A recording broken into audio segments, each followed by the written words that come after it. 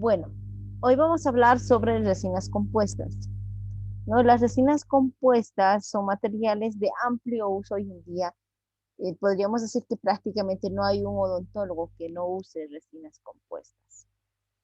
Si hablamos de las resinas en general, estas tienen amplio uso en odontología. Nosotros ya hemos ido viendo algunos de estos usos durante el año, ¿no? Por ejemplo, para prótesis, ¿no? Que son las resinas acrílicas para base de prótesis. Igual las mismas resinas acrílicas se pueden usar para ortodoncia, ¿no? Para algunas otras placas de protección, placas de cubetas de blanqueamiento, también resinas acrílicas y también compuestas hoy en día para la confección de prótesis fija como coronas, puentes.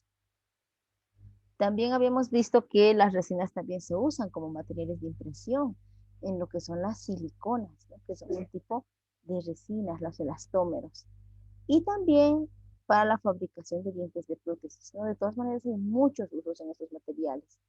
Hoy vamos a hablar de las resinas en odontología usadas para restaurar piezas dentarias, ¿no? Que es la principal aplicación de las resinas compuestas. Entonces, cuando hablamos de restaurar piezas que están dañadas, como las que ustedes están viendo en las imágenes, restaurar consiste en devolverles a las piezas todo aquello que han perdido. Y cuando hablamos de qué le devolvemos, tenemos que devolverle la forma, la función y la estética, que son las tres cosas que pierde una pieza dentaria cuando sufre algún daño, ¿no? Entonces, básicamente hablamos de restaurar esos tejidos vivos, devolverle la forma, la función y la estética. Entonces, el objetivo principal de estas resinas compuestas será restaurar. A través de la historia hemos tenido muchos materiales de restauración. Por ejemplo, uno de los más antiguos son las amalgamas y que nos pueden servir como un parámetro para poder comparar con las resinas como materiales también de restauración. Respecto a las amalgamas, son materiales metálicos y la amalgama es uno de los mejores materiales odontológicos que se ha creado, especialmente por su tiempo de duración. Tienen tiempos de duración de más de 10 años en boca y es por eso que muchos pacientes prefieren a las amalgamas.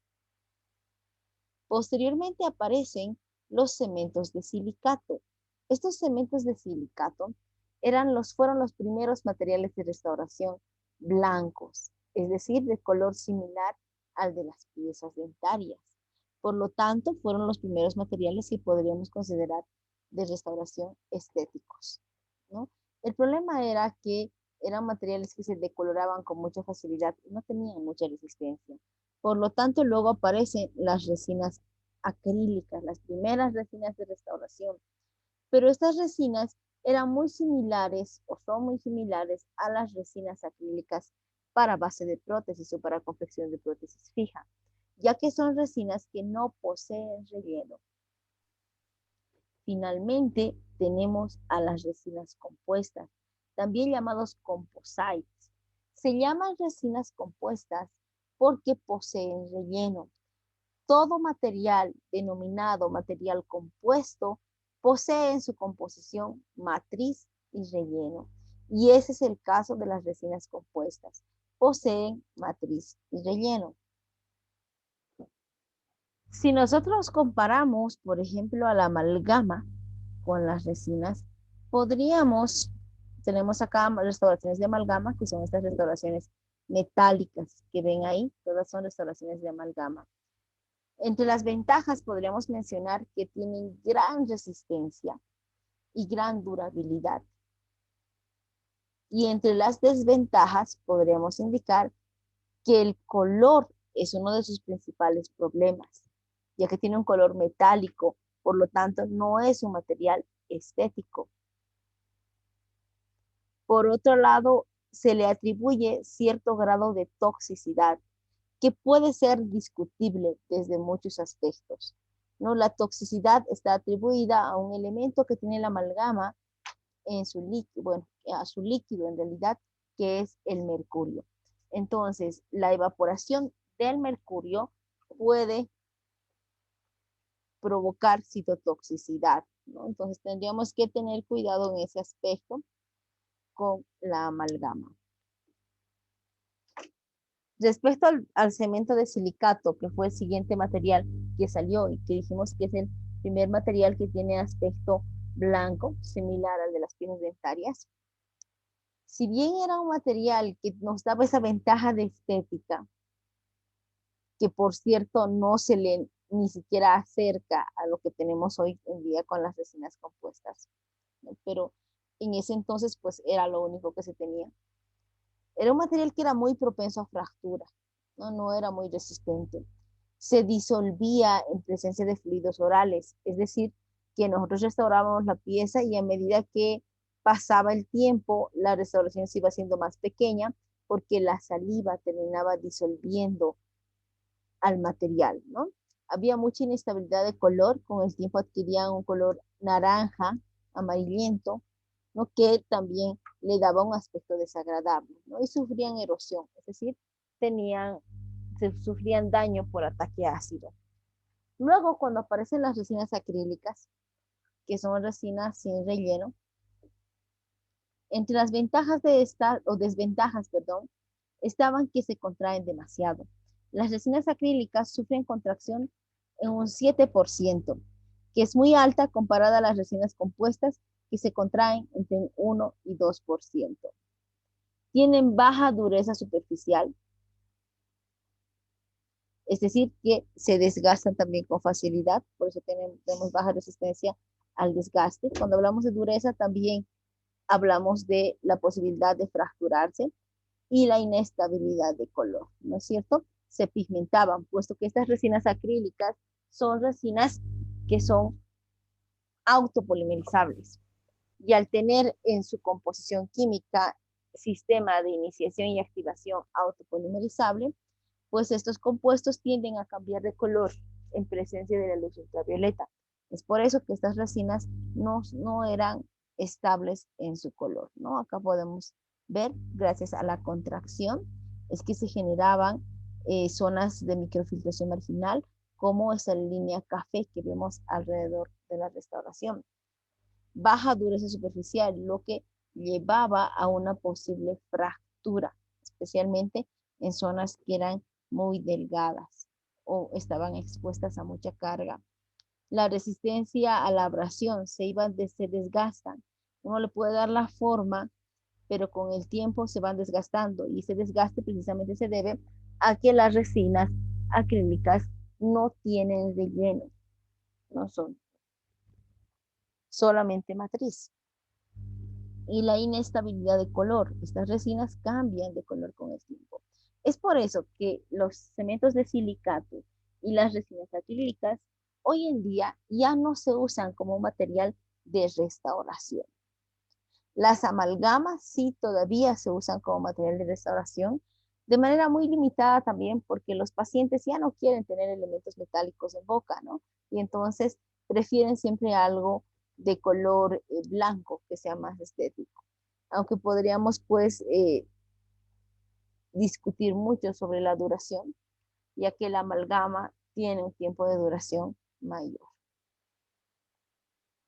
Luego, en 1960, aparecen las resinas compuestas, ¿no? Se logra sintetizar una molécula que es conocida como la molécula de Bowen. Se le da ese nombre debido al científico que logró sintetizarla. Y en base a esta molécula de Bowen se crean las resinas compuestas. Las resinas compuestas, ya mencionamos, todo material compuesto está constituido por matriz y relleno, ¿no? En este caso, la matriz será la fase orgánica del material y el relleno se constituye en la porción inorgánica. Entonces, tengamos en cuenta eso, dos partes importantes. matriz y relleno. La matriz es orgánica y el relleno inorgánico. Pero como estos dos elementos son tan distintos, necesitan de un tercer elemento para poder convivir, si quieren, dentro de un material. Y ese tercer elemento se denomina agente de unión. Entonces, la principal función del agente de unión es integrar a la matriz y al relleno. Si quieren unir la matriz y el relleno. Hasta ahí entonces tenemos tres elementos: matriz, relleno y agente de unión. Una cuarta fase o un cuarto elemento podrían ser las sustancias coadyuvantes, ¿no? Las sustancias coadyuvantes son compuestos químicos que se van a incluir en el material en porcentajes muy bajos. En este grupo de sustancias coadyuvantes se encuentran el sistema de iniciación-activación, elementos radioopacos, conservantes, pigmentos, elementos fluorescentes, ¿no? Entonces, todo aquello que se le va a agregar adicionalmente al material. ¿Qué es la matriz? Iremos analizando cada uno de los componentes. La matriz está representada, habíamos dicho, o representa la porción orgánica. Por lo tanto, la matriz es básicamente la resina en sí. En el caso de las resinas compuestas, en la matriz puede contener o principalmente contiene bisgema. Como pueden ver, esta es una molécula bastante compleja, ¿no es cierto? Bastante grande. Bisgema significa bisfenol A metacrilato de glicidilo. Y esta es precisamente la molécula de Bowen, que Bowen descubrió en 1960. Si comparamos a la matriz de las resinas compuestas con la matriz de las resinas acrílicas, acá abajo tenemos a la molécula acrílica, que es el metacrilato de metilo, que vean que es una molécula muy sencilla, muy simple, ¿no? En el caso de bisgema, sí es una molécula bastante grande, bastante compleja, pero no solamente la matriz de las resinas compuestas puede poseer bisgema, también puede tener en su composición a otros elementos, como por ejemplo UDMA, que significa dimetacrilato de uretano, y puede tener también un solvente que se llama TEGMA. Acá lo estamos escribiendo.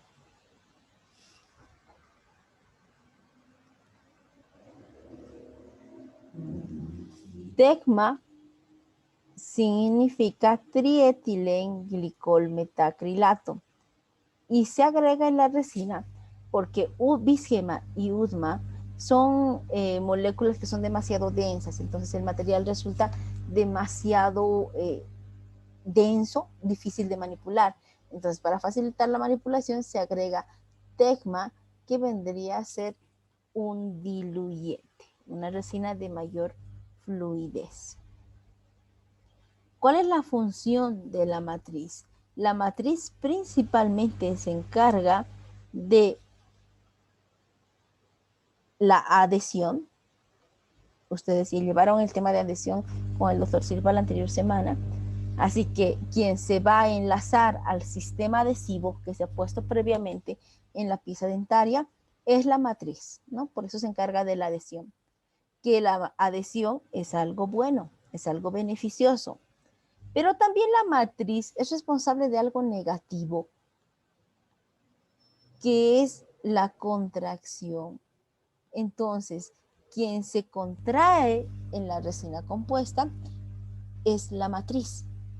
Por lo tanto, de acá podemos deducir que mientras mayor cantidad de matriz tenga una resina, más se va a contraer. Por eso es que las resinas siempre tienden a tener mayor cantidad de relleno, ¿no?, que matriz, para controlar o reducir este problema de la contracción. Respecto al relleno, podríamos mencionar respecto al relleno que es responsable de prácticamente todas las propiedades físicas, químicas, mecánicas e incluso estéticas en el material, ¿no? Se encarga de prácticamente todo. Es responsable de lograr un menor coeficiente de variación dimensional térmica. Es responsable de reducir la contracción de polimerización, que ya dijimos que se produce gracias a la resina, porque la resina es la que polimeriza y por lo tanto la resina es la que se contrae. Y el relleno trata de minimizar esta contracción. Es responsable de todas las propiedades mecánicas: resistencia a la abrasión, resistencia a la compresión, resistencia a la tracción, dureza, no resistencia a la abrasión. También le brinda estabilidad de color, por lo tanto es responsable del color también. Responsable de la biocompatibilidad y de la estética, ya que gracias al relleno también vamos a tener diferentes variedades de opacidad en las resinas. Si comparamos qué es lo que ganan las resinas en la historia al poseer relleno, porque habíamos dicho que las resinas acrílicas no poseían relleno y luego aparecieron las resinas compuestas que sí lo tenían. Se reduce mucho la microfiltración marginal. Con las resinas acrílicas teníamos esto, ¿no? Resinas acrílicas, resinas que se contraían demasiado y se exponían mucho a microfiltración.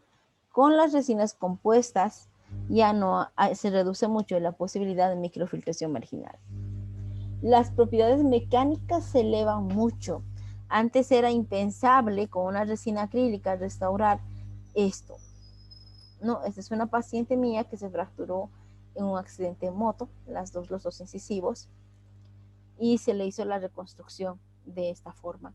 ¿Pero con qué? Solamente con resina compuesta, ¿no? La resina compuesta nos permite hacer este tipo de restauraciones y que puedan resistir al impacto masticatorio y que puedan perdurar a través del tiempo, ya que las propiedades de las resinas compuestas son muy superiores a las resinas acrílicas, y esto se debe a la presencia del relleno, ¿no? La estabilidad de color también es muy importante, que es gracias al relleno, ¿no? Y la biocompatibilidad, que está dada principalmente por la molécula, ¿no? La molécula bisgema es una molécula muy grande, muy compleja, en relación a la molécula de resina acrílica, que se está de acá abajo, muy pequeñita, y al ser muy pequeñita también tenía la posibilidad de ingresar con mayor facilidad en los túbulos dentinarios, ¿no? A diferencia de las resinas compuestas. Clasificamos a las resinas compuestas de acuerdo a su relleno. Entonces, normalmente las clasificaciones son según el relleno. Recordemos que el relleno es el que va a estar en mayor porcentaje en el material y del cual dependen prácticamente todas las propiedades del material. Entonces, de acuerdo al relleno, podemos clasificar en resinas de relleno micrométrico, también llamadas de relleno fino, resinas de relleno submicrométrico, también llamadas resinas de relleno microfino, resinas de relleno híbrido y resinas con nano relleno. ¿No? Tenemos ahí entonces 4 tipos. Las resinas con relleno micrométrico, también llamado relleno fino, son resinas que poseen partículas de cuarzo, silicato, vidrios o cerámicas. ¿No? Pueden tener, por ejemplo, algunos minerales de vidrio, pueden tener siliconio, pueden tener silicato de aluminio y de litio, vidrios de borosilicato, de bario, entonces, pero básicamente eso, ¿no? Cuarzos, silicatos y vidrios y cerámicas. En este tipo de material, las partículas del relleno tienen tamaños mayores a 0,1 micrómetro. ¿Qué significa mayor a 0,1 micrómetro? Que por lo menos van a estar las más grandes hasta en 3 micrómetros. En este material, los fabricantes lograron incorporar el relleno entre un 70 a 80% en peso en la resina compuesta. Por lo tanto, era un material muy resistente. Pero ¿cuál era el problema? Sus partículas son demasiado grandes. Como tienen tamaños superiores a 0,1 micrómetro y llegaban hasta 3 micrómetros, entonces las partículas eran muy grandes, lo que significaba que era muy complicado pulir el material. La relación entre matriz y relleno en una resina es una relación que se parece mucho a la relación que tiene la arena y el alquitrán al asfaltar una calle. Ustedes seguramente vieron asfaltar una calle alguna vez y vieron que mezclan la arena con el alquitrán y luego la compactan. En este caso, el alquitrán vendría a ser la matriz y la arena vendría a ser el relleno.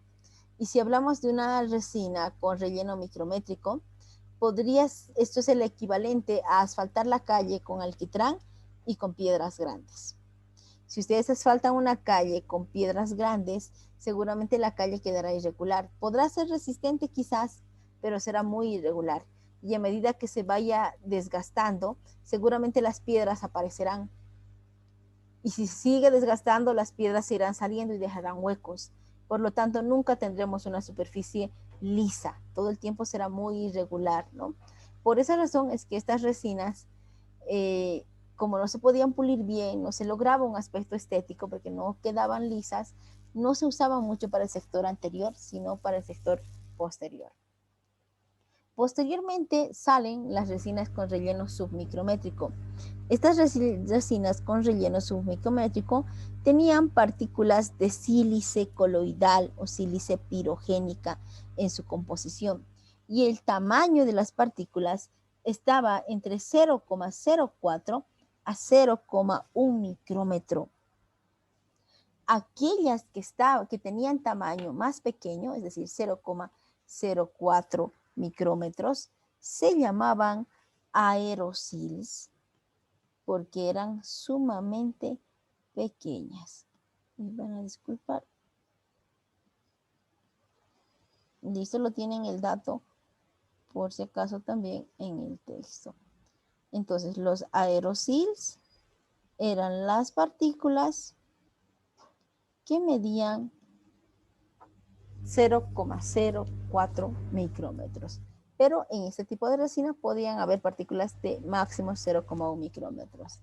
En este tipo de resina con relleno submicrométrico, los fabricantes lograron incorporar relleno hasta en un 50%, es decir, la mitad era matriz y la mitad de relleno en el mejor de los casos. ¿A qué equivalía si comparamos con el asfalto? Equivalía a asfaltar una calle con arena fina. ¿Qué pasa si asfaltamos una calle con arena fina? Nos quedará seguramente muy lisa, ¿no es cierto? Y se verá muy linda. El problema será si pasa un camión muy grande. Si pasa un camión muy grande, seguramente se deformará, porque solamente tiene arena fina. Por lo tanto, estas resinas se veían muy bien, pero no eran resistentes. Por eso es que se las usaba para el sector anterior y no para el sector posterior, ¿no? Porque eran también más estéticas al verse bien. Posteriormente aparecen las resinas con relleno híbrido. Lo que pasó con las resinas con relleno híbrido es que son una mezcla de las anteriores dos. ¿Por qué? Como las resinas de relleno fino o micrométrico eran para el sector posterior, habíamos dicho, y las resinas de relleno submicrométrico o microfino eran para el sector anterior, pues el odontólogo tenía que tener dos tipos de resinas en el consultorio.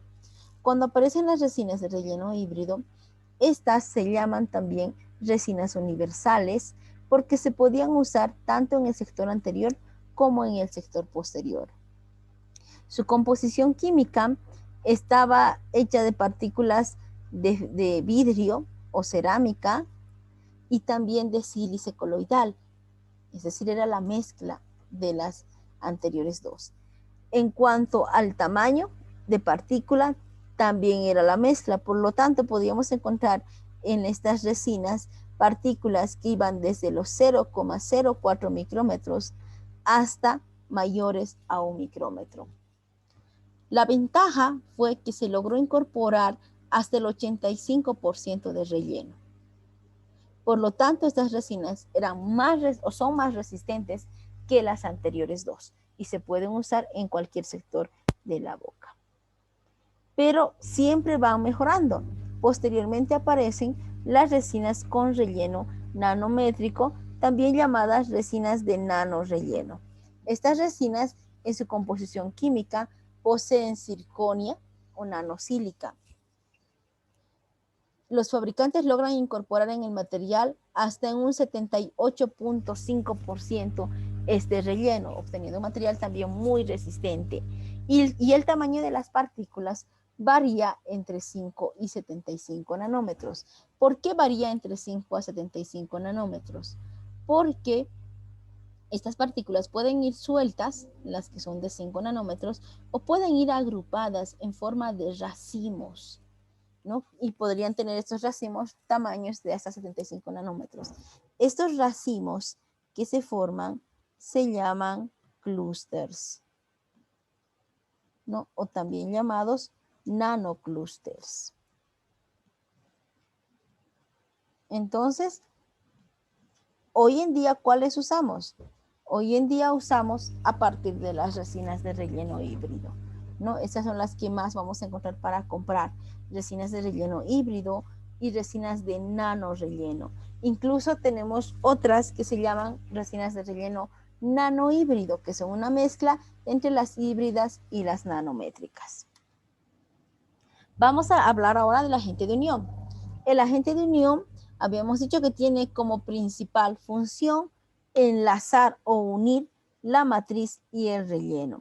Pero además de eso, el agente de unión va a facilitar la transferencia de tensiones de la matriz al relleno y del relleno a la matriz. Eso quiere decir que ambos van a funcionar como una unidad y van a resistir bien todas las cargas que se presenten. También es función del relleno la estabilidad del agente de unión, la estabilidad hidrolítica.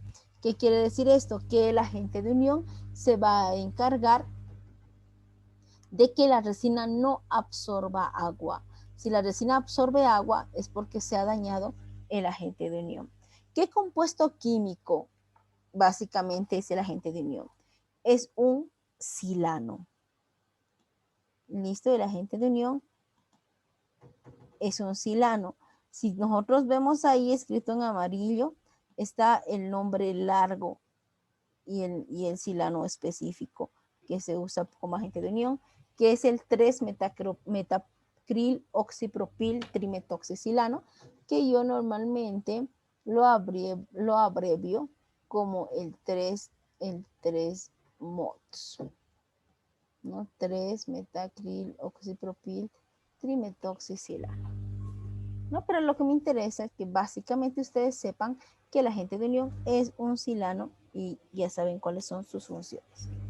Entre las sustancias coadyuvantes tenemos al sistema de activación, que variará pues si es que estamos ante una resina compuesta autopolimerizable o una resina compuesta fotopolimerizable. Están los pigmentos que nos van a ayudar a obtener una gran variedad de colores de resinas compuestas, y en realidad hay una infinidad de colores para lograr todo lo que nosotros queramos. Es un material que es extremadamente versátil. También están las sustancias fluorescentes para otorgarle fluorescencia al material, que es una propiedad importante para obtener un buen resultado estético. Y también están los elementos radiopacos, que básicamente son algunos compuestos metálicos que nos van a permitir observar a la resina compuesta en una radiografía y hacer un control del trabajo que estamos haciendo. Entre estos elementos radiopacos tenemos al bario, estroncio, bromo, zinc, yodo, circonio, lantano, ¿no? Que son elementos que le van a dar la posibilidad de que el material se vea en una radiografía. A manera de resumen, tenemos acá los 4 elementos de una resina compuesta. matriz, ¿no es cierto? Relleno, agente de unión y sustancias coadyuvantes. Entre la matriz ya vimos que los elementos principales bisgema y usma y que pueden tener como diluyente tegma. Entre relleno básicamente sílice, vidrio, cerámica, cuarzo, ¿no? Pero el elemento principal sílice. Agente de unión, ya vimos que es un silano, ¿cuál? El 3-metacril oxipropil trimetoxicilano. Y entre las sustancias coadyuvantes del sistema de activación, elementos radiopacos, inhibidores y pigmentos. ¿Cuáles son las funciones de estos elementos? La matriz tiene la función buena, ¿no es cierto? Beneficiosa, que es de la adhesión. Y también está encargada de un efecto negativo, que es la contracción, que es inevitable. El relleno, que se encarga de todas las propiedades mecánicas, del color, la estética y de reducir la contracción. Todo beneficioso. Y el agente de unión, cuya función principal es permitir la integración entre la matriz y el relleno, ¿no? Estas dos diapositivas son como un resumen muy sintético de todo lo que hemos mencionado. Entonces, es muy importante que para usarse una resina se usen siempre productos que sean certificados, ¿no? Marcas que sean certificadas, que sean reconocidas. Ustedes van a ver que empezamos por una jeringuita, ¿no? En la práctica normalmente hacemos eso, pero con el tiempo, ya cuando ustedes vayan terminando la carrera y ya empiecen a trabajar en consultorio, van a ver que hay una variedad de resinas. No hay resinas en pasta, hay resinas fluidas, hay resinas por porciones, hay un montón de resinas de diferentes colores, ¿no? Con diferentes grados de opacidad, translúcidos, transparentes, pigmentos, un montón. Entonces cada odontólogo termina teniendo pues un arsenal de resinas en el consultorio para múltiples aplicaciones, ¿no? Ya les mencioné antes que es el material que más se usa hoy en día en el consultorio dental. Por lo tanto, es un material que tenemos que ir siempre estudiando y actualizándonos respecto a él.